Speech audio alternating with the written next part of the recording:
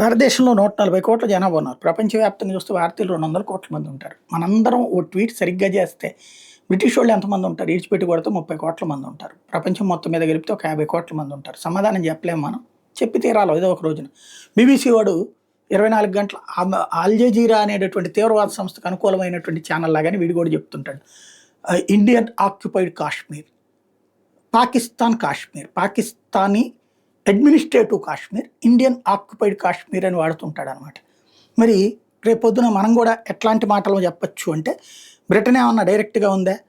England, British occupied Scotland, British occupied Northern Ireland, British occupied Wales, ఇట్లాంటి పదాలు వాడితే సరిపోతుంది కదా. ఎందుకంటే అవి బ్రిటిష్లో కలిసినాయి కాబట్టి దాన్ని కూడా వాడితే సరిపోతుంది కదా. మన భారతదేశంలో ఉన్నటువంటి మీడియా ఇకపైన స్కాట్లాండ్లో ఏదైనా వార్త వస్తే బ్రిటిష్ ఆక్యుపైడ్ స్కాట్లాండ్ ఇన్సిడెంట్ అని, అట్లాగే అక్కడ నార్దర్న్ ఐర్లాండ్ గురించి వస్తే British occupied Northern Ireland incident అని, లేకపోతే అక్కడ వేల్స్ గురించి వస్తే బ్రిటిష్ ఆక్యుపైడ్ వేల్స్ అని చెప్తే ఒప్పుకుంటారా? అది చేసి చూపెడితే కానీ వాళ్ళకి తెలియదు నొప్పి.